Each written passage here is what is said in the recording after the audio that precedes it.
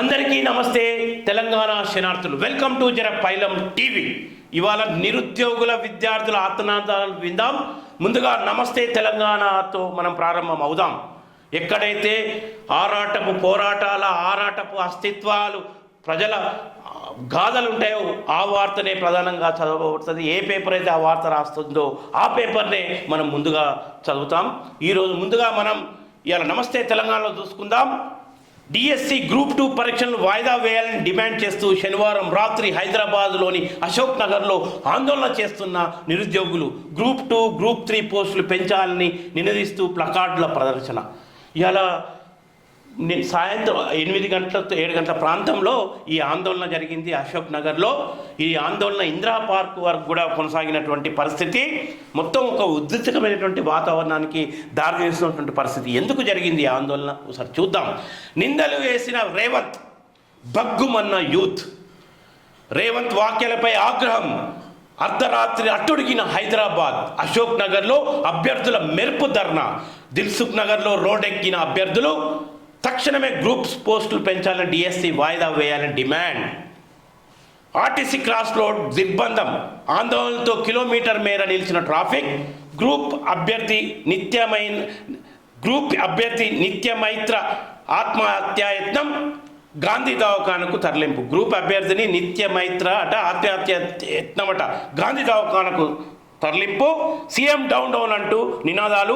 భారీగా మోహరించిన పోలీసు బలగాలు. అమ్మా, నీకు ఒకటి విషయం చెప్తున్నాం. గ్రూప్స్ అభ్యర్థి నిత్యమైత్ర ఆత్మహత్యాయత్నం. ఎవరైతే మీరు ఆత్మహత్య చేసుకునే ప్రయత్నం చేశారో అట్లాంటి తప్పు పని చేయకండి. తెలంగాణ ఉద్యమంలో ఇట్లాంటి పనులు చేస్తేనే ఇక్కడ వెలమ కుటుంబం గడిల పాలన, మన త్యాగాలతోని, మన ఆత్మహత్యల పునాదులతోని, తెలంగాణ అమరవీరుల ఆత్మహత్యల పునాదులతోని ఇక్కడ గడిల పాలన కొనసాగించింది. దుర్మార్గ పాలన కొనసాగించరు. వారి కుటుంబమే, కొడుకు, బిడ్డలు, అల్లుళ్ళు వాళ్ళే గడిల పాలనకు ఒక కేంద్ర బిందువు అయ్యారు. నిరుద్యోగ సమస్యను పరిష్కరించలే. ఆత్మహత్యలను ప్రేరేపించింది. ఇప్పుడు అనుకుంటున్నటువంటి అగ్గిపెట్టె మచ్చ అని పిలుస్తాం కదా. హరీష్ రావు మొట్టమొదటిసారిగా అగ్గిపెట్టె లేదు అని పెట్రోల్ పోసుకొని అగ్గిపెట్టె లేని కారణంగా ఆత్మహత్య చేసుకోలేకపోయినా పోయిండు అని చెప్పేసి ఇప్పటికీ అత్యంత చర్చనీయాంశంగా మిగిలింది.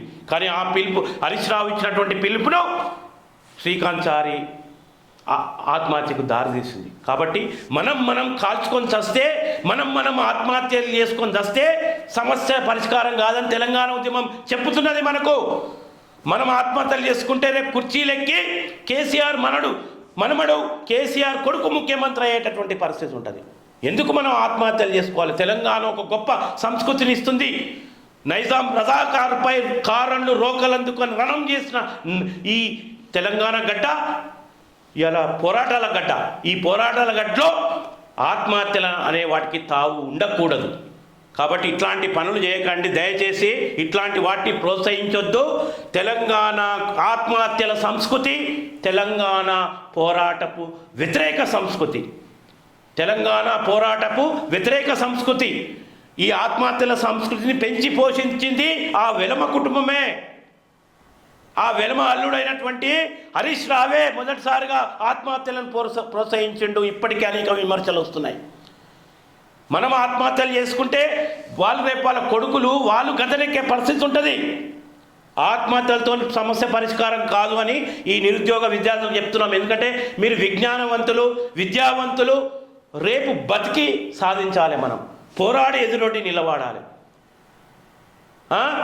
ఇలా బతుకుంటే బల్సలాకు దినైనా మనం బతికి పోరాటానికి నిలబడాలి. కానీ సమాజ సేవ కోసం, సమాజ మార్పు కోసం మనం పనిచేయాలి. కానీ కేవలం ఆత్మహత్య పరిష్కార మార్గానికి ఎన్నుకుంటే మాత్రం రేపటి తెలంగాణలో ఆత్మహత్య విషయంలో ఒక విజ్ఞానపరంగా ఆలోచించేటటువంటి పరిస్థితులు కూడా ఉంటాయి. కాబట్టి ఆత్మహత్యలు అనే దానికి తావు ఉండకూడదని ఒకసారి చెప్తున్నాం. ఏంది ఆర్టీసీగా నిన్న ఎవరైతే గ్రూప్ అభ్యర్థిని నిత్యమైత్ర ఆత్మహత్యాయత్నం గాంధీ దవాఖాన తరలింపు ఇట్లాంటివి చేయొద్దు, దయచేసి చెయ్యొద్దు. వాళ్ళకు మీరు చేసుకొని ఆత్మహత్య చేసుకొని మీరైతే మీ తల్లిదండ్రులు ఎంత మనోవేదనకు గురవుతారు. మీ యొక్క ఆత్మహత్యల శవాలపై క్యాండిల్ ర్యాలీలు చేస్తూ ముసలి కన్నీరు కాస్తూ ఈ రాజకీయ రాబందులు వచ్చి సంతాపం వ్యక్తం చేయడానికి ఒక 5 నిమిషాలు కేటాయించి ముసలు కన్నీరు కాస్తూ వెళ్ళిపోతారు, 10వ పరకో కాంపన్సేషన్ ఇస్తారు. కానీ మిమ్మల్ని కన్న తల్లిదండ్రుల గుండెలు ఎంత అవిసిపోతాయి. అట్లాంటి వాటిని మీరు కోరుకుంటారా? లేదు, రణం చేసేటటువంటి సంస్కృతి తెలంగాణది, పోరాడే సంస్కృతి తెలంగాణది, ఎదురొట్టి నిలిచే సంస్కృతి తెలంగాణది. మనం పోరాటానికి వెన్ను చూపడమే ఆత్మహత్య అనే ప్రయత్నం. పోరాటాన్ని వదిలి, మాతోని కాదు ఈ పోరాటం అని వదిలి వెన్ను చూపడమే ఆత్మహత్యకు దారితీస్తుంది, తను చంపుకునేదానికి దారితీస్తుంది. ఇది తెలంగాణ సంస్కృతి కాదు. కాబట్టి చెప్తున్నాం, ఎవడో ప్రేరేపిస్తున్నారు. ఇలా అధికార పక్షం కూడా చెప్తుంది ప్రేరేపిస్తున్నారు అని చెప్పేసి. మొన్న మనం చూసినాం, ఖమ్మం జిల్లాలో ఆత్మహత్య ప్రేరణ జరిగింది అని చెప్పేసి ఒక పెద్ద వాదనలు వస్తున్నాయి. దానికి బీఆర్ఎస్ పార్టీ అక్కడ ఉన్నటువంటి నేతలు కారణం అని చెప్పేసి కొన్ని వార్తాంశాలు వచ్చినాయి. బీఆర్ఎస్ పార్టీకి ఒకటి అలవాటు అయిపోయింది, అలా టీఆర్ఎస్ పార్టీ అలా బీఆర్ఎస్ పార్టీకి. మీరు ఆత్మహత్యలను ఇండైరెక్ట్గా ఉరుగొల్పే ప్రయత్నం చేస్తే ఈసారి చైతన్యమైనటువంటి సమాజం చాలా చైతన్యతో ఉంది, ఖచ్చితంగా బట్టబయలు చేస్తుంది. చూసినాం, ఈ 10 సంవత్సరాల కాలం చూసినాం, ఉద్యమ కాలంలో చూసినాం, బలైన అమరవీరులను కూడా చూసినాం. కాబట్టి ఇటువంటి ప్రయత్నాలు ఎవరు ఒకవేళ ప్రోత్సహిస్తే, ఆత్మహత్యలు ఎవరైతే ప్రోత్సహిస్తారో వాళ్ళు తెలంగాణ జాతి ద్రోహులే. పోరు బిడ్డలను పోరాట రంగంలో ప్రయాణించాలి తప్పితే, ఇవాళ మనం రకరకాల పోరాటాలు చూస్తాం తెలంగాణలో వీరోచిత వీర తెలంగాణ సాయుధ పోరాటాన్ని ఇక్కడ చూసినాం, నక్సల్బరీ పోరాటాన్ని చూసినాం, తొలిదశ తెలంగాణ 1969 ఉద్యమాన్ని చూసినాం, మలిదశ తెలంగాణ ఉద్యమాన్ని చూసినాం. మలిదశ తెలంగాణ ఉద్యమంలో పోరాడి సాధించుకున్నాం మనం. కాబట్టి ఇట్లాంటి సంస్కృతికి దూరంగా ఉండాలని కోరుతున్నాం. సీఎం డౌన్ డౌన్ అంటూ నినాదాలు భారీగా మోహరించిన పోలీసు బలగాలు. ఏమైంది అసలు, ఏమన్నాడు సీఎం చూద్దాం. చిక్కడపల్లి, మొన్న తలకు మాసినోళ్లే ఆందోళన చేస్తున్నారని, నేడు ఏ పరీక్ష రాయనోళ్ళు, ఏ ఉద్యోగానికి పోటీ పడనోళ్ళు దీక్షలు చేస్తున్నారని సీఎం రేవంత్ రెడ్డి చేసిన వ్యాఖ్యలపై నిరుద్యోగులు బగ్గుమన్నారు. రాజకీయ పార్టీల ప్రోద్బలంతోనే ధర్నాలు చేస్తున్నారు, నిరసనలు తెలిపేటోళ్ళంతా అభ్యర్థులు కాదు అని మాట్లాడడంపై మండిపడుతున్నారు. కొన్ని రాజశక్తులు కోచింగ్ సెంటర్ల యజమానులే పరీక్షల వాయిదా కోరుతున్నాయి. నోటిఫికేషన్ల ప్రకారమే పరీక్షలు నిర్వహిస్తామంటూ జేఎన్టీయూ వేదిక ముఖ్యమంత్రి రేవంత్ రెడ్డి నిందారోపణలు చేయడంపై ఆగ్రహం వ్యక్తం చేస్తూ అభ్యర్థులు రోడ్డెక్కారు. గ్రూప్ పోస్టులు పెంచాలని, గ్రూప్ 1 మెయిన్స్లో 1:100 విధానం అమలు చేయాలని, గ్రూప్ 2తో పాటు డిఎస్సి వాయిదా వేయాలని కొద్ది కాలంగా ఉద్యమిస్తున్న పట్టించుకోకుండా నోటిఫికేషన్ ప్రకారమే పరీక్షలు నిర్వహిస్తామని మొండికి పోవడంపై కన్నెర్ర చేశారు. సీఎం వ్యాఖ్యలకు నిరసనగా అశోక్ నగర్, దిల్సుఖ్ నగర్లో ఆందోళనలు పెళ్ళుబూకాయి. అవును ముఖ్యమంత్రి, నిన్న ఒకటి అడుగుతాం రేవంత్ రెడ్డి, మరి వాళ్ళ అభిష్టం మేరకు మీరు పరీక్షలు నిర్వహించవచ్చు కదా, అయ్యేదేముంది? వాళ్ళ ప్రిపరేషన్కి ఒక టైం ఇచ్చి పరీక్షలు నిర్వహించవచ్చు కదా. అంటే వాళ్ళకి ఏది అవసరమో అది చేయరా? నిరుద్యోగ విద్యార్థులకు ఏది అవసరమో అది చేయరు. మాకు వద్దయ్యా, మాకు ఇంత టైం ఇయ్యని ఒక గడువు కోరుతున్నప్పుడు ఏమైంది మరి? వాళ్ళ అభిష్టం మేరకు, ఎందుకంటే సమస్యలు సాధక బాధకాలు వాళ్ళకు తెలుసు. కానీ కుంటి సాకులు, ఆ సాకులు అని చెప్పేసి నిన్న ఓయూలో కూడా ఒక కార్యక్రమం నిర్వహించారు మీ విద్యార్థి విభాగం, మీ కాంగ్రెస్ నాయకులు. ఇలా నిరుద్యోగులను అవమానపరిచే విధంగా కొన్ని ప్రకటనలు, అహంకారపూరితమైన ధోరణితో కొన్ని ప్రకటనలు కూడా చేస్తుంది కాంగ్రెస్ పార్టీ నాయకులు. అట్లాంటివి మానుకోవాలి.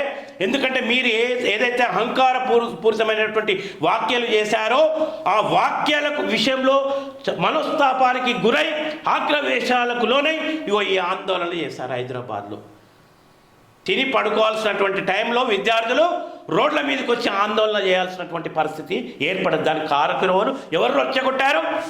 రేవంత్ రెడ్డి చేసినటువంటి వ్యాఖ్యలు, కాంగ్రెస్ పార్టీ నాయకులు అహంకారపూరితంగా నిరుద్యోగులను అవమానిస్తూ చేస్తున్నటువంటి వ్యాఖ్యలన్నీ కూడా మనస్తాపం చెంది చేశారు. అయితే ఏం జరిగింది, ఏం వ్యాఖ్యలు చేసిండు ముఖ్యమంత్రి చూద్దాం. నిన్న జేఎన్యూ పోయినటువంటి సందర్భంగా ముఖ్యమంత్రి మాట్లాడినటువంటి విషయం మనం లైవ్లో చూసాం. ఏ పరీక్ష రాయలేని వారే దీక్ష చేస్తున్నారు. దీక్ష చేస్తున్న ముగ్గురులో ఏ ఒక్కరు పరీక్ష రాయలేదు. ఏ పరీక్ష రాయని వాళ్ళు, ఏ ఉద్యోగానికి పోటీ పడని వాళ్ళు పరీక్షల వాయిదా కోసం దీక్ష చేస్తున్నారు. ఓ కోచింగ్ సెంటర్ యజమాని నిరాహార దీక్షకు దిగిండు. ఆయన హాల్ టికెట్ తీయుండ్రని అధికారులను అడిగితే ఆయనకు కోచింగ్ సెంటర్ ఉన్నది, 2 నెలల డిఎస్సి వాయిదా వేస్తే 100 కోట్ల లాభం వస్తుండే, 2 నెలల్లో కోట్ల ఆదాయం దెబ్బతీశారన్న అక్కస్తోనే దీక్ష చేస్తున్నాడని చెప్పిండ్రు. ఇంకొక ఆయన మొన్నటిదాకా మన పార్టీలో ఉన్నాడు కదా, పార్టీలో పదవులేమి ఇవ్వకపోవడం వల్ల దీక్షకు కూర్చున్నాడని తెలిసింది. ఇంకో పిల్లగాడు దీక్షల కూర్చుండి గాంధీ దవాఖానలో చేరిండు. నాకు తెలిసిన వ్యక్తే కాబట్టి ఏం పరీక్ష రాస్తుండు, మంచి కోచింగ్ ఇప్పిద్దామని ఆరా తీస్తే ఓ లీడర్ దీక్ష చేస్తే చాలా పేరు వస్తుందని చెప్తే దీక్షలో కూర్చుండు. గివా జేఎన్టీయూలో ముఖాముఖిలో రేవంత్ రెడ్డి గివా చీప్. అసలు నువ్వేం చదివినావు రేవంత్ రెడ్డి? నువ్వేం చదివినావు? ఉన్నత విద్యావంతులను అవమానించే ప్రకటనలు, అహంభావంతో చేసే ప్రకటనలా? ఇలా నీకు ఉద్యోగం ఉంది, ముఖ్యమంత్రి నౌకరు వచ్చింది, నువ్వు రకరకాలుగా ఓటుకునేటు కేసులో ఇరుక్కున్నావు, ఇప్పటికా విచారణ కొనసాగుతుంది. ఇలా నువ్వు రేవంత్ రెడ్డి సీమాంధ్ర పరిపాలనలో తెలంగాణ వ్యతిరేక శక్తులైనటువంటి సీమాంధ్ర కమ్మకుల పెట్టుబడిదారి దోపిడిదారి అయినటువంటి చంద్రబాబు దగ్గర నువ్వు ఒక శిష్యరికం చేసి తెలంగాణకు వ్యతిరేకంగా ఆనాడు ప్రవర్తించినావు. తెలంగాణ ఉద్యమానికి వ్యతిరేకంగా తెలంగాణకు ఉద్యమ వ్యతిరేక శిబిరంలో నువ్వు ఆ రోజు ఉన్నావు టీడీపీ పార్టీలో. అట్లాంటిది ఇవాళ నువ్వు ఒక ఉద్యోగం తెచ్చుకున్నావు, ముఖ్యమంత్రి అనే ఉద్యోగం. ఇవాళ అడ్డదారులలో పోయి ఒక ముఖ్యమంత్రి ఉద్యోగం తెచ్చుకున్నావు. ఇది వాస్తవం. అడ్డదారులలో పోయి రాజకీయంగా అడ్డదారులలో పోయి ముఖ్యమంత్రి ఉద్యోగం తెచ్చుకున్నావు నువ్వు. కానీ నిజంగా కష్టపడి చదివి ఆరాటపడి 5 రూపాయల భోజనం తిన్న నిరుద్యోగుల విషయంలో అహంకారపూరితమైనటువంటి వాక్యాలు చేయదు. ఎందుకంటే ఒక ఆయన ఎవరు అంటే ఆయన ఒక గౌడింటి ముద్దు బిడ్డ అశోక్ సార్ అని చెప్పేసి, గౌడింటి ముద్దు బిడ్డ ఆయన ఆదాయ వనరులది, నీ ఏసీపీ మిగతా ఎంక్వైరీ ఏపీ ఆయన ఎన్ని కోట్లు సంపాదించిండు.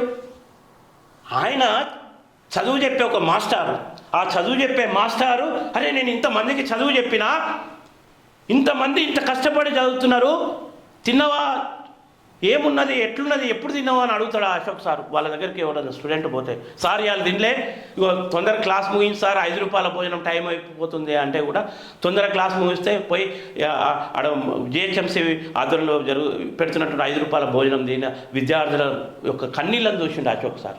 అరే వీళ్ళు ఇంత ఆధారపడుతుంటే గత 10 సంవత్సరాల నుంచి ఉద్యోగాలు లేవు.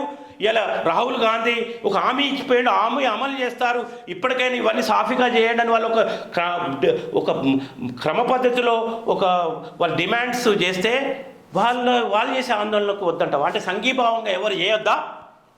జర్నలిస్టులు కూడా ఆందోళన చేసిండ్రు. మన విద్యార్థుల మీద దాడి జరిగితే అంటే ఇలా పరీక్ష రాష్ట్రోడే సంఘీభావం ఖచ్చితంగా చేస్తారు. సంఘీభావ ఉద్యమాలు ఉంటాయి, గుర్తుపెట్టుకో. సంఘీభావ ఉద్యమాలు ఉంటాయి. ఒక విద్యార్థులను ఏకపక్షంకి దాడి చేసి యావత్ తెలంగాణ వాళ్ళకు సంఘీభావంగా నిలబడేటటువంటి సంస్కృతి, సంఘీభావాల సంస్కృతి తెలంగాణది. అక్కడెక్కడో ఇజ్రాయెల్ ఒక ముగ్గుమ్మడి పాలస్తీనాపై దాడి చేస్తుంటే ఇక్కడ తెలంగాణ సమాజంలో పౌర సమాజం ఇలా కొన్ని దీక్షలు చేసింది, కొన్ని పోరాటాలు చేసింది, సంఘీభావంగా నిలబడ్డది వాళ్ళందరికీ. ప్రపంచంలో ఎక్కడ అన్యాయం జరిగినా తెలంగాణ పౌర సమాజం సంఘీభావం వ్యక్తం చేస్తుంది.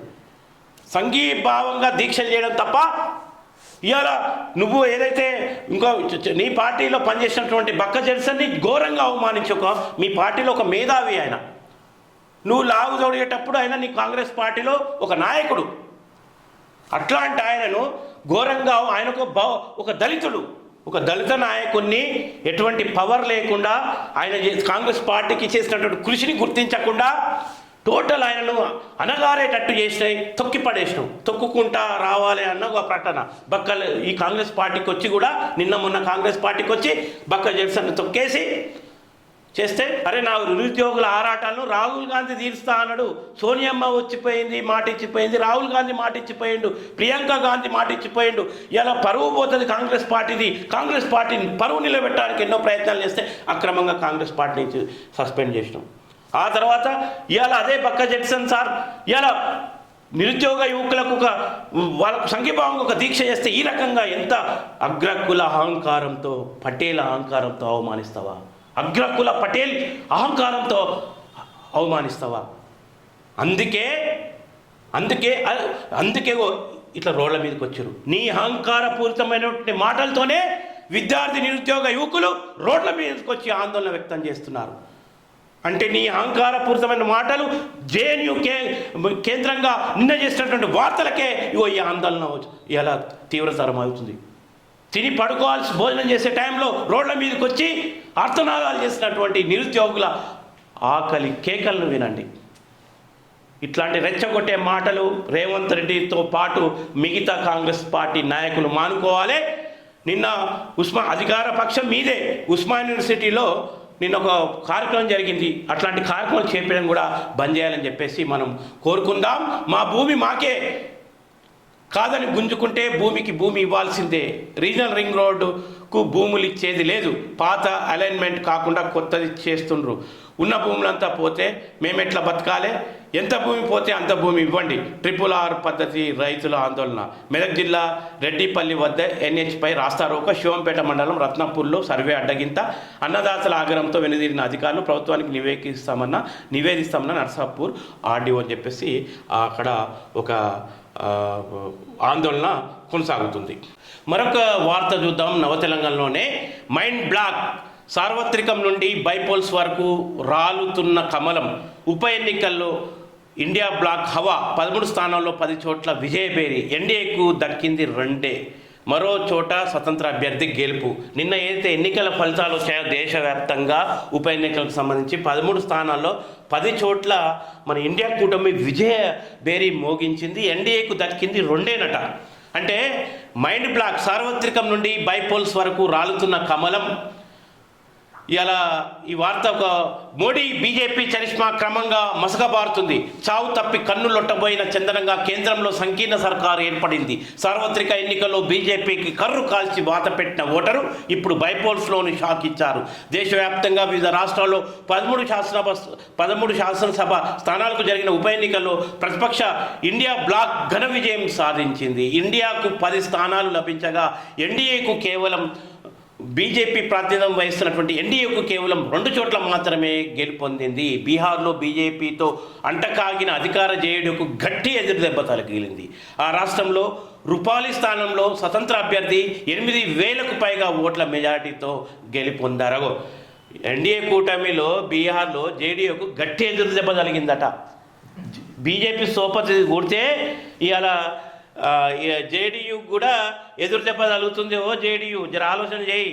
నితీష్ కుమార్ ప్రజా వ్యతిరేక విధానాలను అవలంబిస్తున్నటువంటి మోడీకి ఒక గట్టి దెబ్బ నీ ఇలాకాలోనే జరిగింది బీహార్లో. కాబట్టి ఇవాళ ఇది ఒక పెద్ద ముఖ్య పరిణామంగా మనం చూడాల్సినటువంటి అవసరం ఉంది. జేడీయూకు గట్టి ఎదురు దెబ్బ తగిలింది. ఆ రాష్ట్రంలో రూపాలి స్థానంలో స్వతంత్ర అభ్యర్థి 8,000కు పైగా ఓట్ల మెజార్టీతో గెలుపొందినట్టు మనకు ఒక వార్తా కథనం వస్తుంది.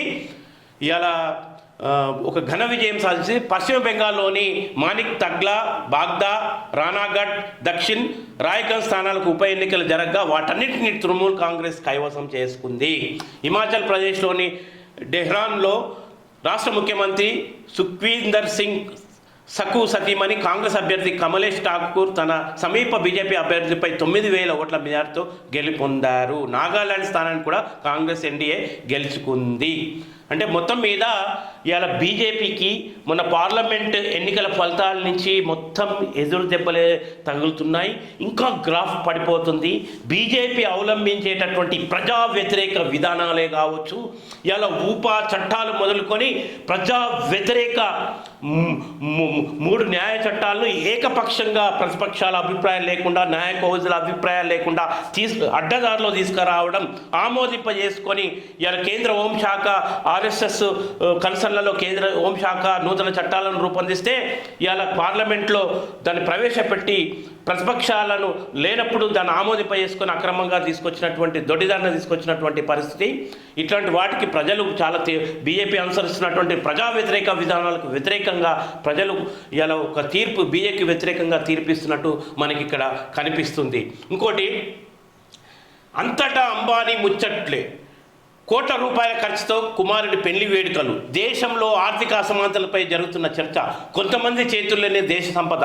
సామాజిక ఆర్థిక రంగాల్లో సమాన అవకాశాలు ఉండాలి. మేధావులు, ఆర్థిక నిపుణుల సూచన.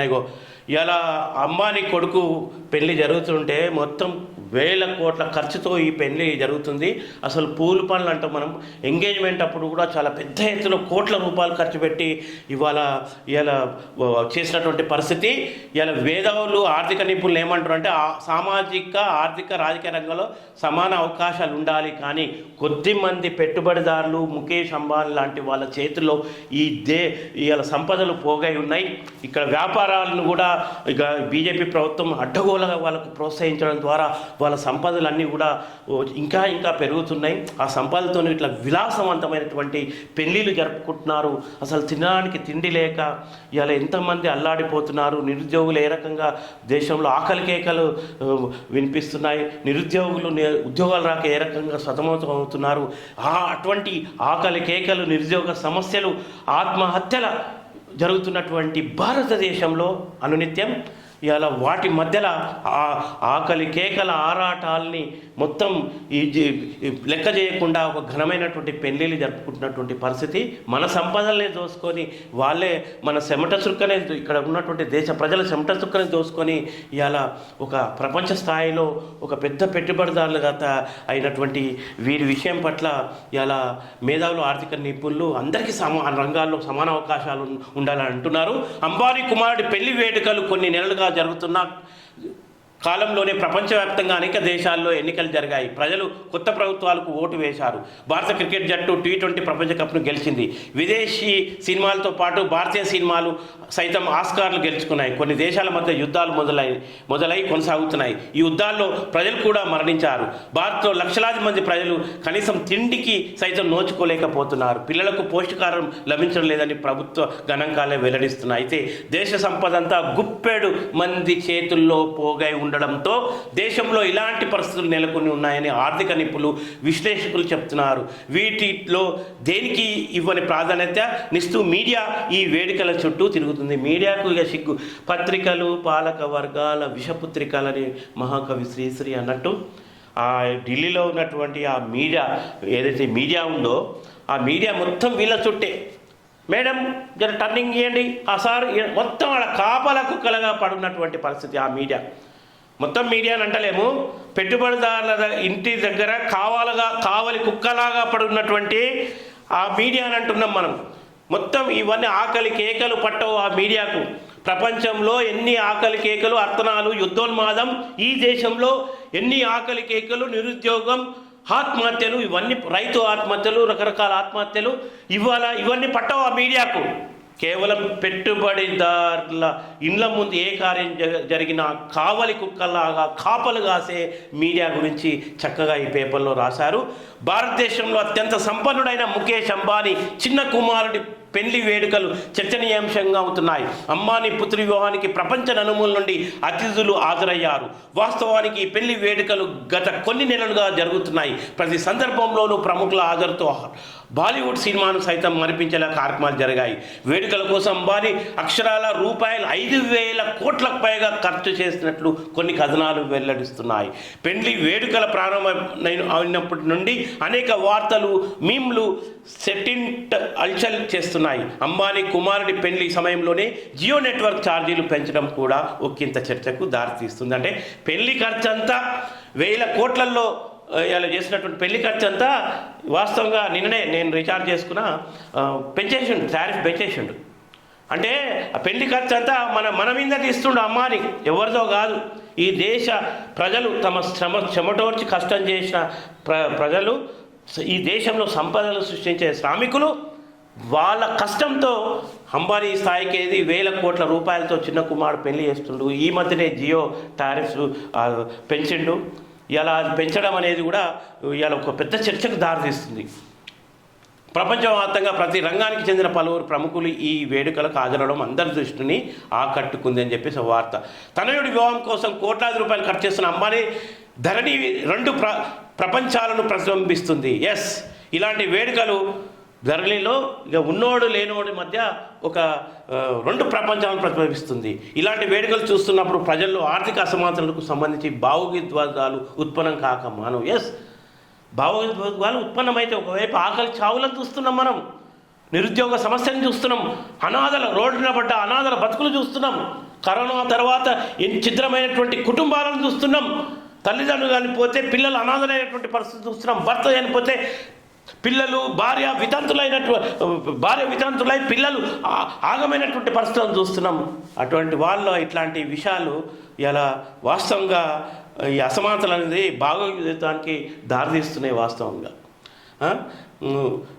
ఆర్థిక అసమానతకు సంబంధించిన భావోద్వేగాలు ఉత్పన్నం కాక మానవు. పాలస్తీనాపై ఇజ్రాయెల్ జరుపుతున్న దాడుల్లో భయానక పరిస్థితులు నెలకొన్నాయి. అనేక మంది ప్రజలు తమ ప్రాణాలను కోల్పోతున్నారు. ఇందులో మహిళలు, చిన్నారులు ఉన్నారు. ఇలాంటి తరుణంలో లక్షలాది మంది ప్రజలు తినడానికి తిండి, ఉండడానికి ఇండ్లు, కట్టుకోవడానికి బట్టలు లేక ఇబ్బందులు పడుతున్నారు. అంబానీ కుమారుడి పెళ్లికి కొనసాగుతున్న మానవ హోమానికి మధ్య ఉన్న వైరుధ్యం రెండు విభిన్న ప్రపంచాలే. ఒక పక్క ప్రజలు పడుతున్న ఇబ్బందులు, మరో పక్క కోట్లాది రూపాయల ఖర్చు ఒక వ్యక్తి, ఆయన కుటుంబానికి చెందిన సంతోషకరమైన వేడుక. ప్రస్తుతం ఈ రెండు సందర్భాలు రెండు విభిన్న పరిస్థితులను ఆవిష్కరించాయి. ఇలా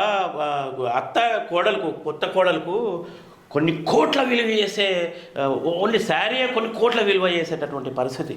ఇట్లా సంపన్నుల ప్రపంచంగా మారుతుంది. బీజేపీ ప్రభుత్వం కూడా ఈ అంబానీకి అంటకాగి, ఆదాని అంబానీ లాంటి వాళ్ళకు అంటకాగి వాళ్ళకు గులాములుగా పనిచేసి వాళ్లకు అనుకూలమైనటువంటి ఆర్థిక విధానాలు చూపించి వాళ్ళ వ్యాపారానికి ఎటువంటి అడ్డంకులు లేకుండా ఇటువంటి అంబానీ, అదాని లాంటి సంపద పెంచుకునే విధంగా ఆర్థిక సంస్కరణలను ఉపయోగించుకొని వారికి మొత్తం వాళ్ళ సంపదలు పెరిగే విధంగా చేయడం బట్టే ఇట్లాంటివి జరుగుతున్నాయి. పెరిగి వాటి ఒకటి దగ్గర కొద్ది గుప్పెడు మంది చేతుల్లోనే సంపద పెరిగి ఇవాళ ఆర్థిక అసమానతలు ఏ రకంగా దేశంలో ఇవాళ రూపొందుకునే చక్కటి వార్త నవ తెలంగాణలో మనం ఇప్పుడు చూసాం. ముఖ్యమంత్రి అగ్రకుల అహంకార పూరితమైనటువంటి ఒక అవమానించే స్టేట్మెంట్ ఇవ్వడం ద్వారా విద్యార్థులు నిందలేసిన రేవంత్ బగ్గుమన్న యూత్ అని చెప్పేసి రోడ్లపై శనివారం అర్ధరాత్రి అశోక్నగర్ రోడ్లపై వచ్చి ఆందోళన చేస్తున్న నిరుద్యోగులు, వివిధ పరీక్షల అభ్యర్థులు, గ్రూప్ 2, గ్రూప్ 3 పోస్ట్ పెంచాలని కోరుతూ ఆందోళన చేస్తున్న అభ్యర్థులు అనే వార్త మనం చూస్తున్నాం. ఇది చాలా తప్పు. కొద్ది అగ్రకుల అహంకారాన్ని తప్పకుండా ఎందుకంటే యావత్ దళిత బహుజన శ్రామిక బిడ్డలు కూలీ నాలి చేసుకొని కష్టం చేసే తల్లిదండ్రుల పిల్లలు వీళ్ళు. ఇలా కాయ కష్టం చేసే పిల్లలు మాకు ఉద్యోగాలు కావాలని అర్థనాలు చేస్తుంటే నీ అహంకారపూరితమైనటువంటి మాటలు జేఎన్యూ కేంద్రంగా చేసినాం, అట్లాంటి వాటిని వాపస్ తీసుకోవాలని చెప్పేసి వాళ్ళు డిమాండ్ చేస్తున్నటువంటి సందర్భం. ఇలా ప్రొఫెసర్ కోదండరాం చిత్రపటానికి చెప్పుతో కొడుతున్న విద్యార్థులు అధికార పక్షంలో చేరి ఇలా వాళ్ళకు వంత వాడుతున్నప్పుడు లేకపోతే మౌనంగా ఉన్నప్పుడు ఇట్లాంటి సత్కారాలు జరుగుతుంటాయి. వాల్యూ పోగొట్టుకున్న కోదండరెడ్డి గారు, మీరు కోదండరెడ్డి గారు ఈ వాల్యూ పోగొట్టుకుంటున్నావు. వచ్చే ఆగ్రవేశాలై నిన్ను చెప్పుతో కొట్టే పరిస్థితి దాపరించింది ఇక్కడ.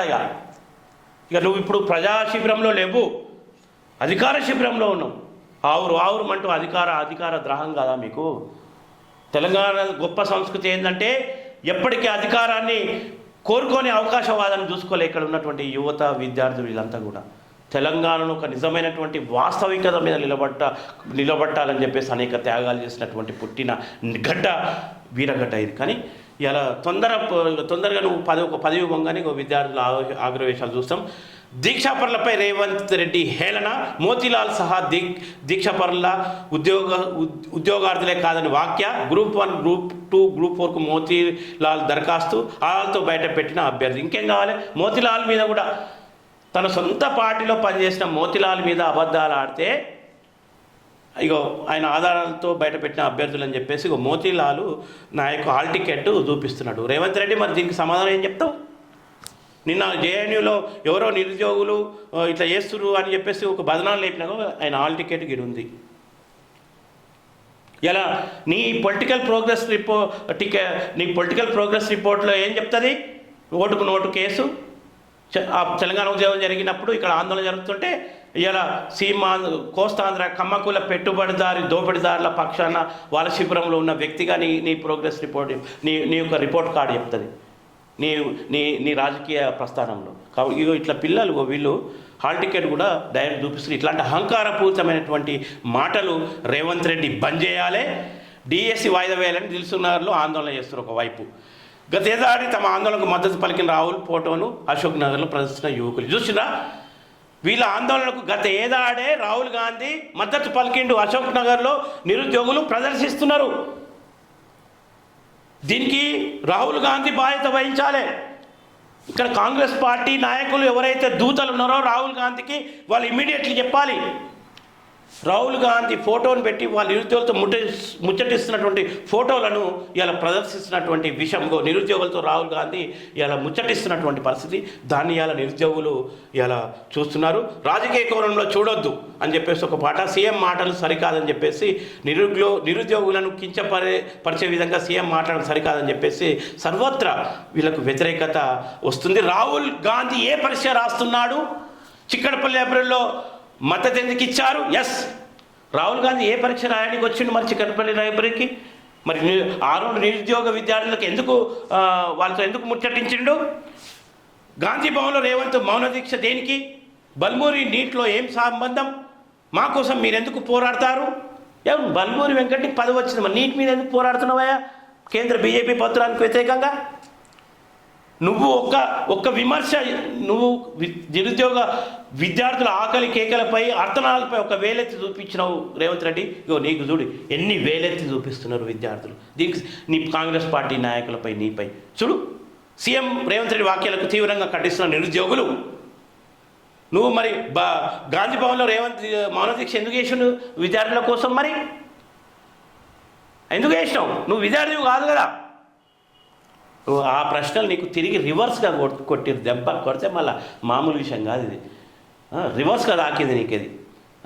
కాబట్టి ఇట్లాంటి అవివేకమైనటువంటి స్టేట్మెంట్, అహంభావపూరితమైన స్టేట్మెంట్లు, అగ్రకుల అహంకారంతో చేసేటటువంటి స్టేట్మెంట్లను మానుకోవాలని చెప్పేసి విద్యార్థులు హెచ్చరిస్తున్నారు.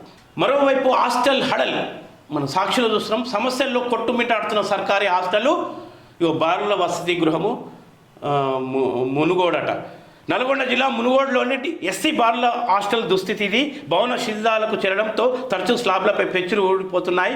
భారీ వర్షం వస్తే కుప్పకూలే ప్రమాదం పొంచి ఉందని స్థానికులు అంటున్నారు. హాస్టల్ పరిస్థితి బాగోలేక విద్యార్థుల సంఖ్య తగ్గింది. గతంలో 60 మందికి పైగా ఉంటే ఇప్పుడు 40 మందే ఉంటున్నారని పేర్కొన్నారు. చూడండి, మాకు ప్రగతి భవన్లు కావాలి, అద్దాల మేడలు కావాలి, కొడుకుకో ఫామ్ హౌస్ కావాలి, మనుమనుకో ఫామ్ హౌస్ కావాలి, ప్రగతి భవన్ పోయి ఇలా రేవంత్ రెడ్డి ముఖ్యమంత్రి కావాలి, నాకు ప్రగతి భవన్ వద్దు, నాకు ఇంకొకటి మేడలు మిద్దెలు కావాలని మొత్తం వీళ్ళకు ఏదైతే ఉంటే వీళ్ళు నివసించడానికి అద్దాల మేడలు ఇలా వెక్కిరిస్తున్నాయి. ఇవి వెక్కిరిస్తున్నాయి, మీ అద్దాల మేడల్ని ఇవి వెక్కిరిస్తున్నాయి. ఇవాళ మీరు కట్టే పెద్ద పెద్ద భవంతులు, మొత్తము రకరకాల భోగభాగ్యాలతో కూడిన వసతులు మీ యొక్క చర్యలకు ఈ మరుగుదొడ్లు వ్యతిరేకిస్తున్నాయి. మేము కూడా ఒక హాస్టల్ స్టూడెంట్నే. అప్పటి కన్స్ట్రక్షన్ ఇది. ఒక హాస్టల్ స్టూడెంట్ని 35 సంవత్సరాల క్రితం నేను ఒక హాస్టల్ స్టూడెంట్ని. అప్పుడు నిర్మించిన మరుగుదొడ్లు ఇవి. వాస్తవం ఇది, ఇంకా మారలే. ఇలా ఇవి నాసి రకమైనటువంటి నిర్మాణాలు. ఎప్పుడో 40 ఏళ్ళ కింద 45 ఏళ్ళ కింద కట్టినటువంటి 40 ఏళ్ళ కింద కట్టినటువంటి నిర్మాణాలు పెచ్చులు ఊడిపోతున్నాయి. ఇలా పేద పిల్లలు, మీ పిల్లలు గారా అసలు ఇప్పుడు ఈ నాసి రకమైనటువంటి కన్స్ట్రక్షన్ ఉంటుంది సహజంగా ప్రభుత్వాల దాంట్లో. కానీ ఇది కొన్ని ఏళ్ళు గడుస్తుంది. చూడు ఎంత దారుణమైన లాట్రిన్స్ అయితే ఎంత దారుణంగా ఉన్నాయి. నల్గొండ పట్టణంలోని పాన్గల్ రోడ్లో ఉన్న గిరిజన వసతి గృహంలో టాయిలెట్స్ల దుస్థితి ఇది. పాకురు బట్టి ఒక నరకాన్ని తలపించే విధంగా ఉన్నాయి. ఎక్కడ నెత్తి మీద పడుతాయో తెలియదు పిల్లలకు. శిథిల అద్దె భవనాలతో అవస్థలు. ఇంకా అద్దె భవనాలట చక్కదనం కూడా ఏం లేదు. ప్రగతి భవన్ ఎక్కడుంది? ఈ అద్దె భవనాలు ఆడ పెచ్చులుడుతున్నటువంటి దృశ్యం. విరిగిన కిటికీలు, పగిలిన తలుపులు, వానొస్తే గదుల్లోకి నీళ్లు, పరిసరాల్లో చెత్తాచెదరం, పిచ్చి మొక్కలు, పాములు, తేళ్లు, విషపురుగులు కంపు కొడుతున్న బాత్రూంలో అక్కడే గడుపుతున్న విద్యార్థులు. వంట కోసం ఇంకా టెండర్లు పూర్తిగాక, తిండి కోసం ఇబ్బందులు, డైట్ ఛార్జీలు సరిపోక పోషకాహారం అందని దుస్థితి. అద్దె చెల్లించకపోవడంతో ఖాళీ చేయమంటున్న యజమానాలు అట. అద్దె చెల్లించకపోవడంతో ఖాళీ చేయమంటున్న ఇవాళ వాళ్ళు అని చెప్పేసి ఎంత దౌర్భాగ్య పరిస్థితి హాస్టల్ చూడండి. రాష్ట్రంలో పాఠశాలల పునఃప్రారంభమై దాదాపు నెల రోజులు కావస్తున్న చాలామంది విద్యార్థులు తిరిగి సంక్షేమ హాస్టళ్లకు చేరుతున్నారు. కానీ హాస్టళ్లు మాత్రం వసతులు లేమి, అపశుద్ధత, ఇతర సమస్యలతో కొట్టుమిట్లాడుతున్నాయి. విరిగిన కిటికీలు, పగిలిన తలుపులు, చెత్తా చెదరం మొక్కలు ఇవన్నీ దర్శనమిస్తున్నాయి. మీ భవంతులను వెక్కిరిస్తున్నాయి. మీ ప్రగతి భవంతులను వెక్కిరిస్తున్నాయి. గత పాలకుల ఫామ్ హౌజ్లను వెక్కిరిస్తున్నాయి. కేసీఆర్ ఫామ్ హౌజ్లను వెక్కిరిస్తున్నాయి. ఇవి ఇవాళ అధికారం ఎక్కిన ముఖ్యమంత్రి అంగు ఆర్భాటాలను వెక్కిరిస్తున్నాయి. ఇవి కాబట్టి పేద పిల్లలని ఈ వర్గ సమాజంలో ఈ ఉన్నతంగా ఉన్నటువంటి మీరు అశ్రద్ధ చేస్తున్నటువంటి ఆనవాళ్ళు ఇది. మీరు ఈ పిల్లలను ఒక పౌరులుగా చూస్తలేరు. వీళ్ళు మైనార్టీ తీరని బాలల హక్కుల ఉల్లంఘనకు కూడా పాల్పడుతున్నారు. మీరు బాలల హక్కుల ఉల్లంఘనకు కూడా పాల్పడుతున్నారు. ఎందుకంటే వాళ్ళకు భద్రత లేని కల్పిస్తున్నారు. పాము, తేళ్ళు ఎప్పుడు కూలిపోయేది తెలియదు. బాలల హక్కుల ఉల్లంఘన కిందకు వస్తుంది ఇది. అంటే ఎంత దిగజారిన ప్రభుత్వాలు ఏనాడన్నా వచ్చి మీరు కొత్తగా ముఖ్యమంత్రి కావగానే కాన్వాయ్లు, వెహికల్స్, హంగు ఆర్భాటాలు, కమాండింగ్ కంట్రోలింగ్లు ఎవరిని కాపాడి కమాండ్లు జూబ్లీ హిల్స్, బంజారా హిల్స్ ఎత్తు కొండలలో నివసించే వాళ్ళ సెక్యూరిటీ కోసమే అవన్నీ. సామాన్యుల మీద ఈడ అత్యాచారాలు జరిగితే నీ కమాండ్ కంట్రోల్ ఏమైనా ఇంతవరకు ఏమైనా దాన్ని మేలు చేసిందా? మీ భద్రత కోసమే. కానీ ఇక్కడ ప్రజా భద్రత కోసం శూన్యమే. మీరు చేసేదంతా శూన్యమే. ఏమాత్రం ఇట్లాంటి విషయాలు మీకు చెప్తున్నాయని చెప్పేసి మనం చెప్పుకోవచ్చు. తర్వాత ఇంకో ముఖ్యమైనటువంటి అంశం, శనివారం రాత్రి ముంబైలో అనంత్ అంబానీ, రాధికా మర్చెంట్ దంపతులకు వివాహ శుభాకాంక్షలు తెలుపుతున్న ప్రధానమంత్రి నరేంద్ర మోదీ. చిత్రంలో ముఖేష్ అంబానీ దంపతులు. కాంగ్రెస్లోకి అరికెపూడి గాంధీ. సీఎం రేవంత్ సమక్షంలో చేరిన బీఆర్ఎస్ శేర్లింగం ఎమ్మెల్యే. 9కి చేరిన ఫిరాయింపు ఎమ్మెల్యేల సంఖ్య. రేవంత్ను కలిసిన పటాన్ చెరువు బీఆర్ఎస్ ఎమ్మెల్యే మైపాల్ రెడ్డి. అరికెపూడికి కండువా కప్పి పార్టీలోకి ఆహ్వానిస్తున్న సీఎం రేవంత్ రెడ్డి. చిత్రంలో మహేందర్ రెడ్డి. అయ్యా పోండి, ప్రతిపక్షమే లేకుండా, ప్రతిపక్ష పాత్ర నెరవేర్చకుండా అధికార దాహంతో మీ పనులు చక్కబెట్టుకోవడానికి అరికెపూడి గాంధీ లాంటి వాళ్ళు పొండి గెలిచింది. బీఆర్ఎస్ టికెట్ మీద, TRS ticket alias BRS ticket మీద పోయేదేమో మారమానం పోతున్నారు. ఈ మారమానం పోయి మీ యొక్క కాంట్రాక్టు లబ్ధీలు, మీ ఆస్తులు కాపాడుకోవడం కోసం బొండి. మీరు ప్రజల కోసం పోరు. ఎందుకంటే ఎప్పుడైతే కేసీఆర్ చేసిన తప్పులు మళ్ళీ కాంగ్రెస్ పార్టీ ఎత్తిపట్టి మళ్ళీ అవే తప్పులకు, ఫిరాయింపులకు ప్రోత్సహిస్తుందో, ప్రతిపక్షం లేకుండా చేసి రేపు కాంగ్రెస్ పార్టీ ప్రజా వ్యతిరేక విధానాలు అవలంబిస్తూ ప్రశ్నించే వాళ్ళు ఉండకుండా చేయడం కోసమే ఈ అక్రమ ఫిరాయింపులను ప్రోత్సహిస్తుందనడానికి ఒక సజీవ సాక్ష్యం. కాబట్టి ప్రతిపక్ష గొంతు వినిపించకుండా చేయడం కోసమే, చాలా మైనార్టీల ప్రతిపక్షాన్ని చాలా మైనార్టీల్లో పడేయడం కోసమే ఇటువంటి అడ్డగాలు దొక్కడం. అనైతిక విలువలు ఇవి ఒక సామాజిక నైతికతతో కూడుకున్నటువంటి అంశాలు కావు, మోరాలిటీస్ కావు. ఇలా మోరాలిటీస్ గురించి ఏదో ప్రకటన చేసిన జేఎన్యూలో మోరల్ పోలీసింగ్ అని. మోరల్ పాలిటిక్స్ కావాలి. ఈ మోరల్ పాలిటిక్స్ నువ్వు చేస్తే అప్పుడు మోరల్ పోలీసింగ్ ఉంటుంది. నువ్వు చెప్పేది శ్రీరంగ నీతులు అన్నట్టు మరి దూరేది ఎక్కడ అన్నట్టుగా మీకే మోరాలిటీస్ లేవు. ఇక నీ అండర్లో ఉన్న హోమ్ డిపార్ట్మెంట్లో పోలీసింగ్కి ఏం మోరాలిటీ ఉంటుంది? కేరళలో తరహా మోరల్ పోలీసింగ్ చేయాలి. అరే మోరల్ పోలీసింగ్ అంటే ఏంది? నీకు మోరల్ పాలిటిక్స్ కావాలి. మాకు మోరల్ పాలిటిక్స్ ఉన్నప్పుడు కేరళలో మోరల్ పాలిటిక్స్ ఉన్నాయి. అక్కడ కమ్యూనిస్టు ప్రభుత్వం ఇలా అధికారం చేపట్టింది. దానికి ఒక సిద్ధాంతం ఉంది, క్రమశిక్షణ ఉంది. ఆడ మోరల్ పోలీసింగ్కు సాధ్యం. నీకు సిద్ధాంతం లేదా? మొన్న టీడీపీ పార్టీలో ఉంటివి, అంతకుముందు టీఆర్ఎస్లో ఉంటివి, తర్వాత టీడీపీ పార్టీకి వస్తేవి, తర్వాత తెలంగాణ ఉద్యమం జరిగినప్పుడు ఆడ సీమాంధ్ర మన దొంగబాబు చంద్రబాబు, కమ్మకుల చంద్రబాబు దగ్గర ఉంటివి. ఆడ నుంచి మళ్ళీ ఇటు వస్తేవి. నీకే రాజకీయ మోరాలిటీస్ లేవు. మళ్ళీ ఓటుకు కేసులో పరాయి రాష్ట్రపు తెలంగాణ వ్యతిరేక చంద్రబాబు పక్షాన ఓటుకు నోటు కేసులో ఇరికితివి. ఇలా కాంగ్రెస్ పార్టీలోకి వచ్చి ముఖ్యమంత్రి అయితే నీకే రాజకీయ మోరల్స్ లేనప్పుడు ఇక నువ్వు పోలీసింగ్ ఎట్లా సాధ్యం? మోరల్ పాలిటిక్స్ని తూచా తప్పకుండా పాటిస్తేనే మోరల్ అట్లాంటి ఒక నైతికమైనటువంటి రాజకీయ నాయకులు ఉన్నప్పుడు వాళ్ళ ఆదేశాలను పోలీసులు శిరస వహిస్తూ మోరల్ పోలీసింగ్ చేయడానికి ఆస్కారం ఉంటుంది. రాజకీయాల్లో నీకు నైతికత లేనప్పుడు నైతిక పోలీస్కి ఎట్లా సాధ్యమవుతుంది అనుకుంటున్నావు? చెప్పడమే అంతా, ఏదంటే అది వాగడమే అంతే. ఎటువంటి మోరల్ పాలిటిక్స్ కావు ఇవి. ఇక ఈ మోరల్ పాలిటిక్స్లో మీరు ఏం నేర్పుతున్నారు? ఇట్లా దొంగదారిన దడ్డిదారిన తెచ్చుకోవాలి, ప్రతిపక్షం లేకుండా చేయాలి. రేపు ఏ దోపిడికి కేసీఆర్ చేసినట్టు అంతులేని దోపిడి కేసీఆర్ ఎట్లా చేసిండో ఇక మేము కూడా ఇక చేసుకుందామనే ఒక ప్లానింగ్ ఇట్లా ఏమైనా ఉందా? ఏది మనం ప్రశ్నించేటోడు ఉందామని చేసుకోవడానికే కదా పార్టీలలో చేర్చుకుంటున్నారు.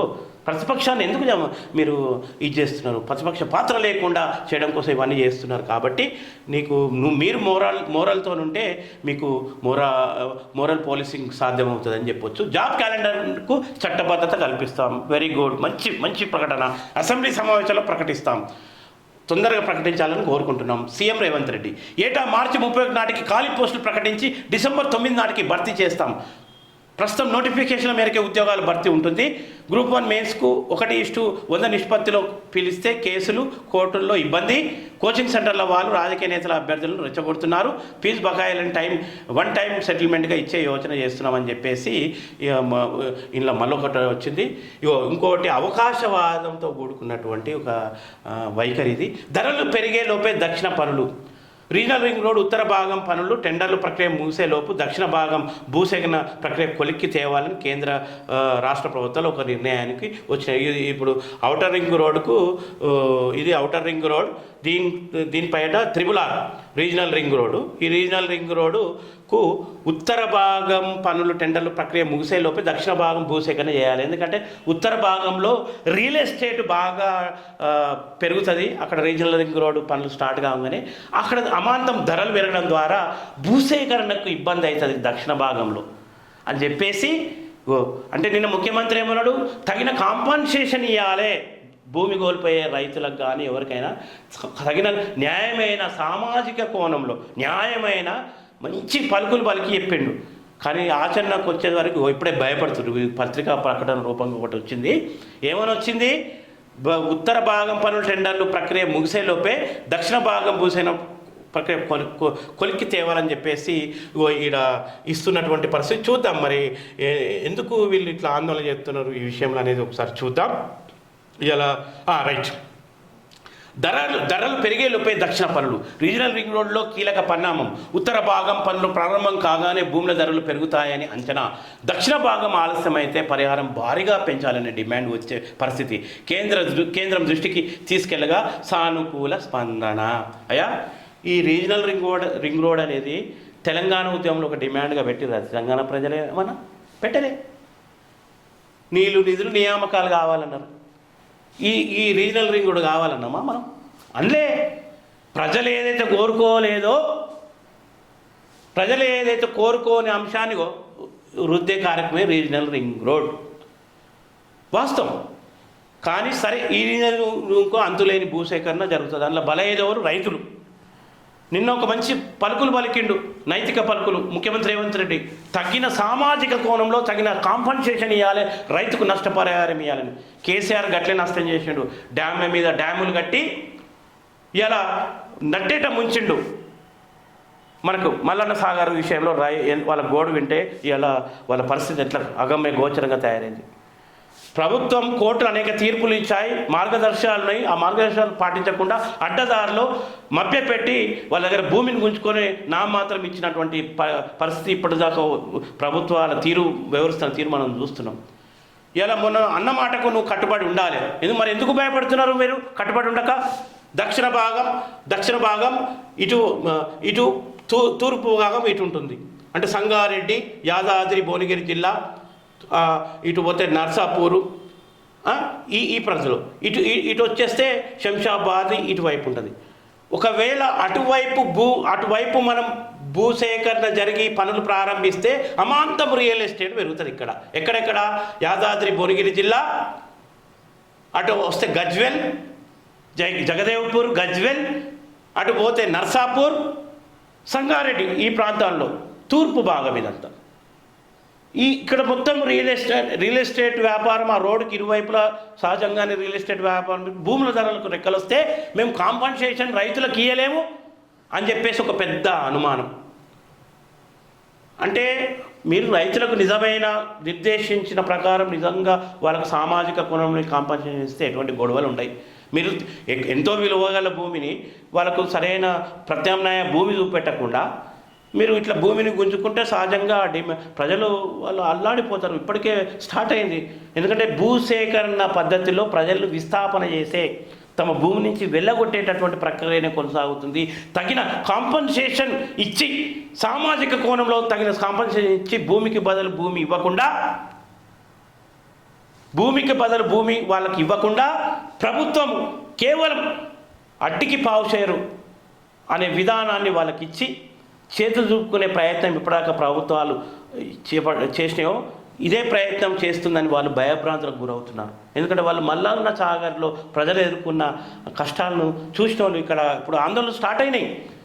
మెదక్ జిల్లా, మన ఉమ్మడి సిద్దిపేట జిల్లాలో మన బేగంపేట ఏరియాలో, తూప్రాన్ సమీపంలోని బేగంపేట, గజ్వేల్ ఏరియాలో ఆందోళన వెలకట్టే అట్లాంటి గ్రామాల్లో ఆందోళన స్టార్ట్ అయినాయి. ఎందుకంటే పక్కకే మల్లన్న సాగర్ ఉంటుంది. వాళ్ళకు మల్లన్న సాగర్లో వాళ్ళ బంధువులు ఉంటారు. వాళ్ళు పడ్డట్టు మల్లన్న సాగర్ బాధిత ప్రజలు కాంపన్సేషన్ సరైన రీతిలో అందక వాళ్ళు పడ్డటువంటి దుఃఖాన్ని యాద్ చేసుకొని వాళ్ళు భయభ్రాంతులకు గురై రోడ్ల మీదకి వచ్చి ఆందోళన వ్యక్తం చేస్తున్నారు. కాబట్టి రీజనల్ రింగ్ రోడ్ విషయంలో తగిన కాంపన్సేషన్ సామాజిక కోణంలో రేవంత్ రెడ్డి ప్రకటించినట్టు ఇచ్చి కేంద్ర ప్రభుత్వాన్ని ఒప్పిస్తే బాగుంటుంది. దీనికి కేంద్ర ప్రభుత్వం తరఫున కూడా కిషన్ రెడ్డి పూర్తి బాధ్యత వహించి రీజనల్ రింగ్ రోడ్ బాధితులకు సరైనటువంటి నష్టపరిహారాన్ని ఇవ్వాలి, లేకపోతే భూమికి వాళ్ళు కోరుతున్నట్టు భూమికి భూమన్నా ఇవ్వాలని చెప్పేసి ప్రజలు కోరుతున్నారు.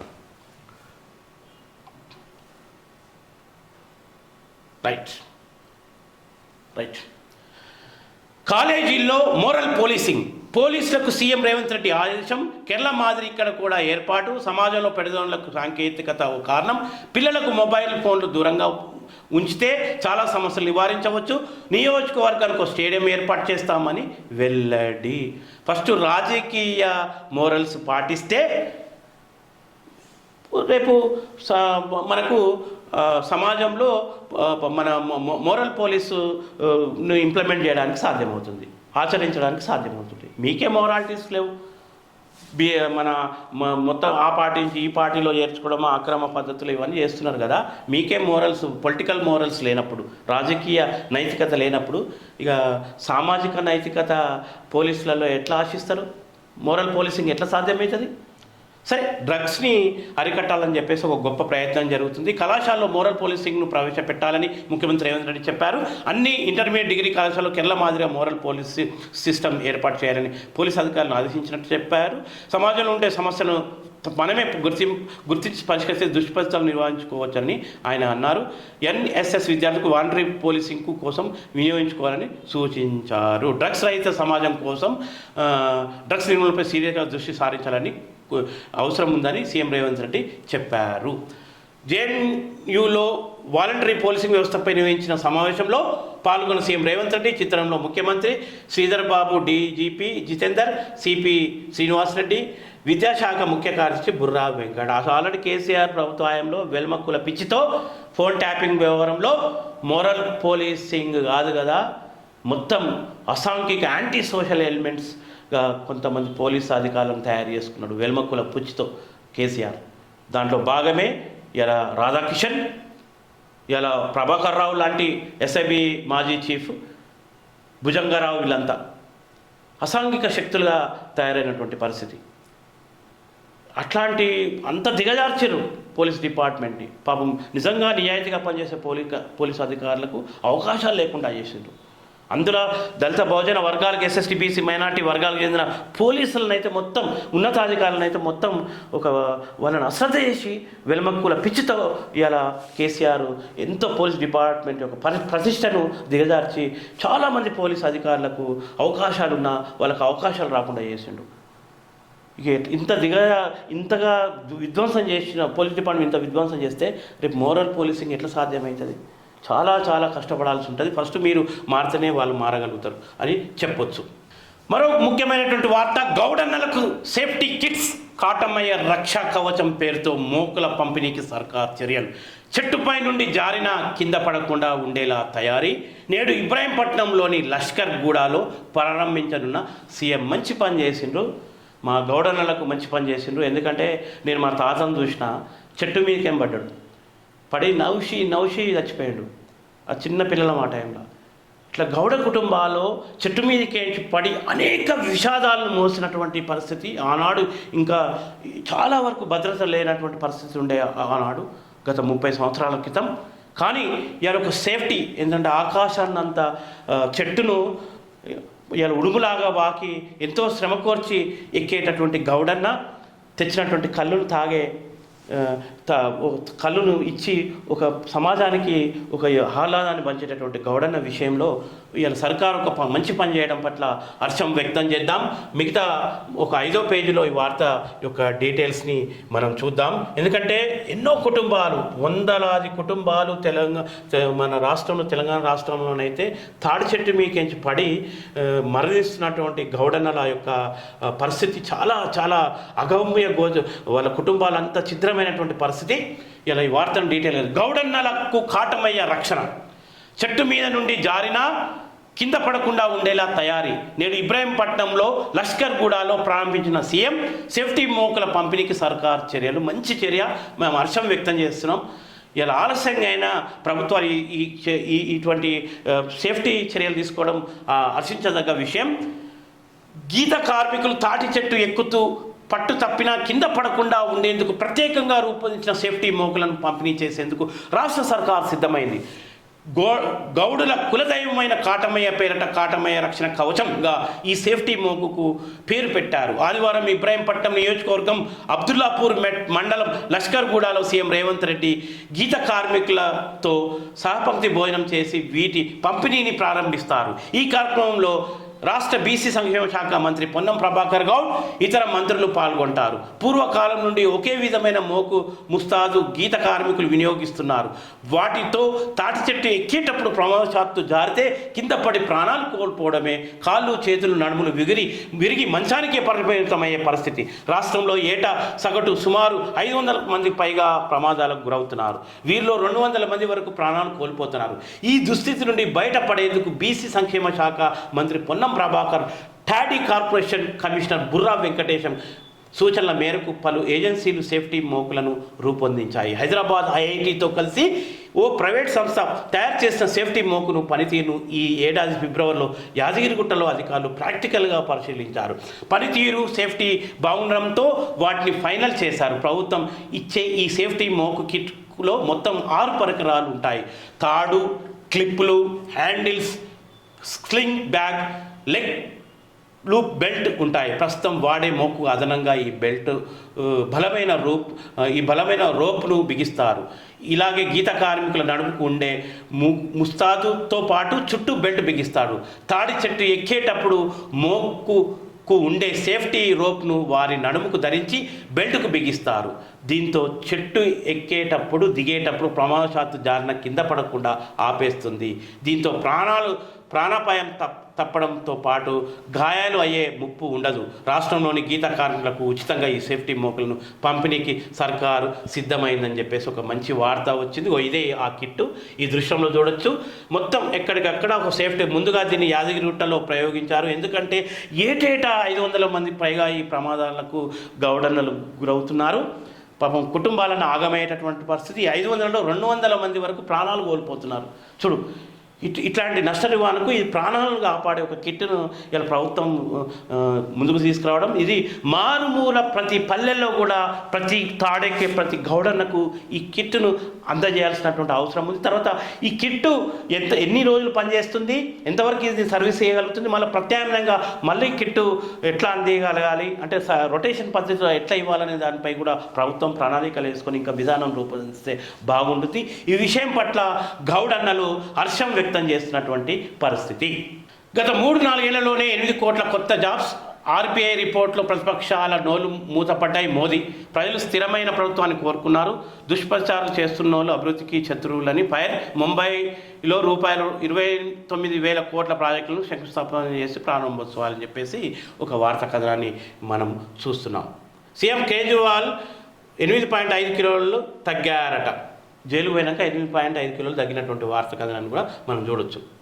తెలంగాణ అమరవీరుల కుటుంబాలకు త్వరలో 25,000 పింఛన్ చెప్పేసి నిన్న నల్లగొండ జిల్లాలో రాజధాని బస్సులను ప్రారంభోత్సవం సందర్భంగా మంత్రి పొన్నం ప్రభాకర్ ఒక పత్రికా ప్రకటన చేయడం జరిగింది.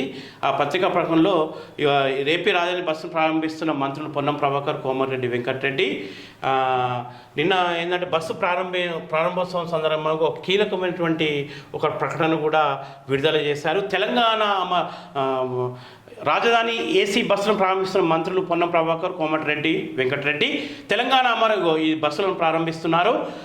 నల్గొండలో తెలంగాణ అమరవీరుల కుటుంబాలకు త్వరలో 25,000 పింఛన్ అట. 25,000 పింఛన్ తర్వాత 250 గదుల ఇంటి స్థలం ఇస్తాం. మంత్రి పొన్నం బీసీ కార్పొరేషన్కు నిధులు మంజూరు చేశాం. త్వరలో జిల్లా కేంద్రాల నుండి హైదరాబాద్కు ఏసీ బస్సులు, ఆర్టీసీ కార్మికుల డిఏ రూపాయలు 200 కోట్లు ఈ నెలాఖరులో ఇస్తామని వెల్లడి.